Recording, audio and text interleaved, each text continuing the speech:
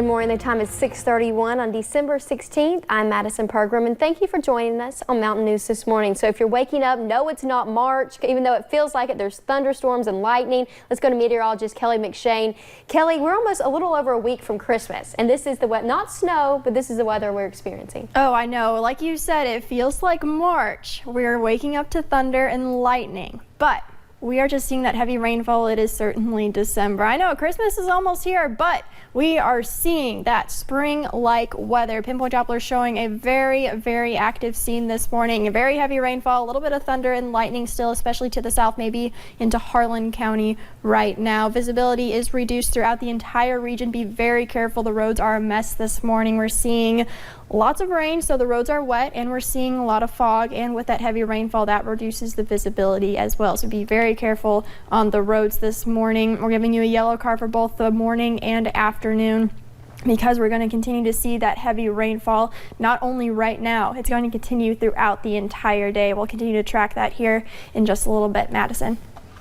Thank you, Kelly. Well, many towns all across Kentucky hold annual holiday parades. It is a great way to get people into the spirit of the season and to celebrate what makes this time of the year special. But for the community of Eubank, this year's parade took on a whole new meaning when an as of now unknown person seemingly tried to stop the parade from happening at all. WKYT's Shelby Smithson was on hand for the festivities. It's a story straight out of the movies. A Grinch out to steal the spirit of the holidays cut the cords of hundreds of dollars worth of Christmas displays just 1 week before their annual parade. But much like the people of Whoville, those in Eubank wouldn't let that break a beloved Christmas tradition. We're not quitters. We don't quit. This has been an ongoing thing for probably 30 or 40 years in this community. So we're going to continue the tradition one way or another. We're going to do it for the kids. This year just took a little extra effort. The department worked for more than 5 hours trying to save the lights that they could, and for the ones that they couldn't, the community donated hundreds of dollars to replace. So far we've collected probably $400, $500, $600 toward redoing our lights and things. Making the Eubank City Park merry and bright just in time for the parade and pictures with Santa. And now that they overcame the Grinch trying to steal their spirit, we're getting photobombed by the Grinch. Everyone was a little more lighthearted about this Grinch trying to steal the show. In Eubank, Shelby Smithson, WKYT. Now, officers are still investigating leads to find the person responsible. Community members are still sending in donations to replace the vandalized Christmas lights. And the Christmas for Kids program has been a tradition for almost 20 years at the Leatherwood Blackie Clinic in Perry County. But this year was special. Ralph Hall worked at the clinic for more than 30 years and was the founder of the program. He died just 3 months ago, so this year organizers decided to rename it Ralph Hall Christmas for Kids. We actually got a lot of donations when Ralph passed away. A lot of people that he went to school with, a lot of people that he worked with at Mount Comp just wanted to give in his memory because he was such a special person. All the children are patients at the clinic, and each child was given $50 worth of toys and clothing. And 10 years ago, in the month of December, a shooting sent shockwaves through the community of Leatherwood. On December 8, 2009, Dr. Dennis Salem was shot and killed in the Leatherwood Blackie Medical Clinic in Perry County. Salem was shot by John Combs after refusing to write him a prescription for pain pills. Yesterday, the clinic took time to remember him before their newly named Ralph Hall Christmas for Kids celebration. Dr. Salem was a well-loved provider. He was a very active provider. He was part of the community. He lived here. His loss has never exactly been recovered from. He was an irreplaceable person. Mike Cottle said that one of Dr. Salem's favorite times was the Christmas season and seeing all the children receive gifts at their celebration. And a Kentucky family got the best holiday present they could have wished for, a new heart and kidney. 17-year-old Marcus Davis desperately needed both. Polo Sura has the story. I've got enough clothes that'll last me for 3 months or probably more. All packed into Sherry Withrow's white Kia. My car is a hotel. Because this Christmas, New Year's, and more days to come, she'll be spending it here at Children's Hospital. Christmas this year is the best I've ever had. She says that truthfully. Her son, 17-year-old Marquise Davis, who lives in Lexington, received 2 special Christmas presents in Cincinnati this year. Fighting. A new heart and kidney, 2 organs Marquise waited for a year and 4 months to receive. She was like, yeah, we have a heart and kidney for Marquise. So immediately I just dropped the phone. I was like, what? It's a relief Sherry has felt many times before. At just 5 days old, Marquise had open heart surgery. At 3 years old, he had his first heart transplant. It was scary, and I was like, Lord, please let him live. All of this after being diagnosed with hypoplastic left heart syndrome, which showed the left side of his heart was underdeveloped. Really, he's been fighting all his life, back and forth, and up and down from Lexington to Cincinnati, back and forth, doctor's appointments, blood work. In 2018, he was told he'd need a heart and kidney transplant. About a total of 17 hours of surgery later, here he stands now with 2 new organs. Best Christmas gift I could ever get. I didn't think he was going to come so soon. Now, the Christmas angel has only one question in mind. He was like, are you going to call school? I got to graduate. Just as he got up the bed right after surgery, he plans to get up and walk at graduation next year. I've prayed and cried. Well, the average waiting time for a heart transplant can be more than 6 months. So people who are able to find a viable donor often count themselves as extremely lucky. If you'd like to help cover expenses for Marquise and his family, you can do so through the Children's Organ Transplant Association. Just go to their website, click on Give, and select Find a Family. That will allow you to search for Marquise's name.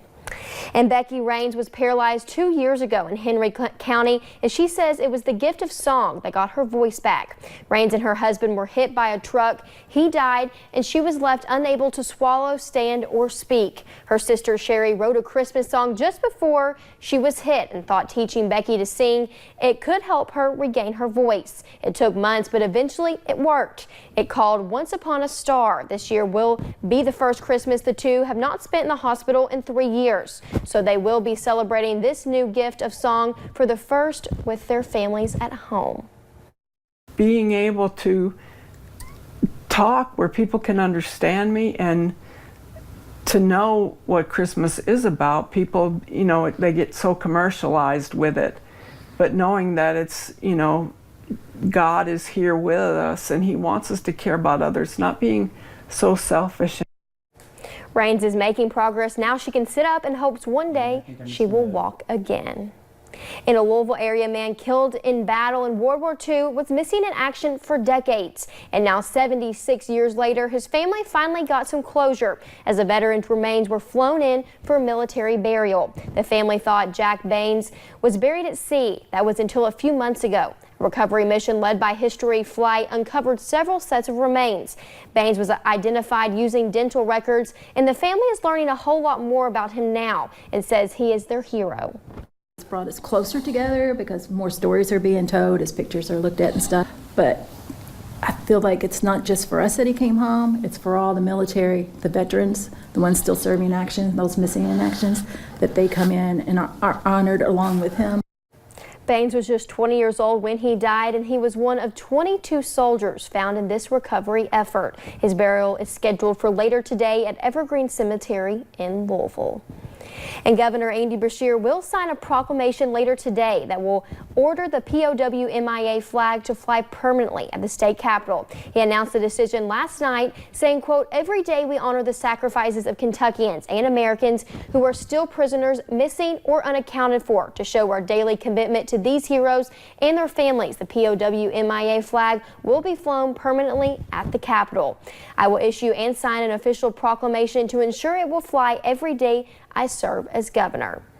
The day before Beshear's inauguration, the flag was flown as part of a POWMIA ceremony held at the Capitol.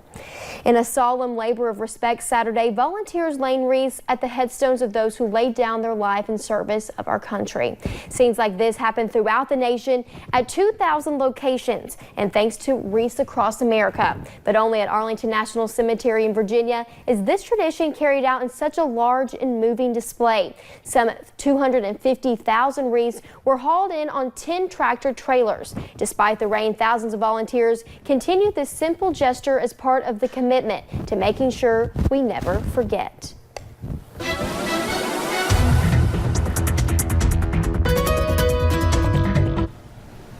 Our severe weather alert day coverage continues on this Monday morning. We're still tracking that heavy rainfall into parts of Harlan County, now starting to move into Virginia, but everybody else seeing just some spotty showers now. So the heaviest rainfall of the morning for now is over. More is definitely on the way, but we're seeing messy conditions out on the roads. They are wet and it's hard to see, especially into the Big Sandy. Less than 1 mile of visibility in Pikeville, about 1 mile in both Hazard and Jackson. So be very careful on the roads. Take it easy and take it slow. Today we're going to reach a temperature of 60 degrees. I know it's December, but it's feeling a little bit more like spring today. Heavy rainfall is expected throughout the day today, so be sure to have the rain gear. You do not want to be caught without it. I'll track those rain chances here in just a little bit. Madison. Thank you, Kelly, and thank you for joining us on Mountain News this morning. Here's a look at what's ahead.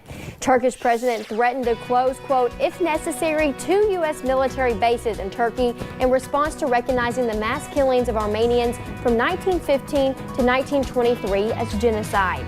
And around 54,000 people were evacuated in southern Italy yesterday as experts worked to defuse a World War II bomb.